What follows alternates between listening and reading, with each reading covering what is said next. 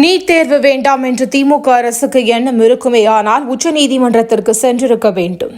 அண்ணாமலை பேச்சு. தொழில் முதலீடுகளை ஈர்க்க நடவடிக்கை எடுக்க வேண்டும். ஓ பன்னீர்செல்வம் வலியுறுத்தல். தங்கம் விலை மீண்டும் உயர்வு. நகை பிரியர்கள் அதிர்ச்சி. ஜிப்லி போட்டோக்களால் சைபர் குற்றங்களுக்கு ஆளாகும் அபாயம் உள்ளது. காவல்துறை எச்சரிக்கை.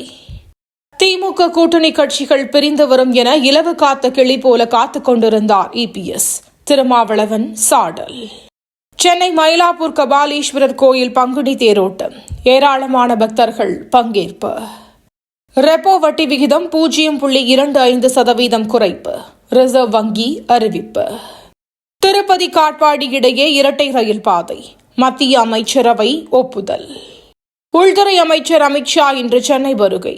பாஜக நிர்வாகிகளுடன் ஆலோசனை. பொது நிறுவனங்களை நண்பர்களுக்கு மோடி ஒப்படைத்து வருகிறார். மல்லிகார்ஜுன கார்கே விமர்சனம். மே 9 ரஷ்யாவில் நடைபெறும் 80வது ஆண்டு வெற்றி நாள் கொண்டாட்டம். பிரதமர் மோடிக்கு ரஷ்ய அதிபர் புதின் அழைப்பு. தைவானில் நிலநடுக்கம். ரிக்டர் அளவில் 5.8 பதிவு.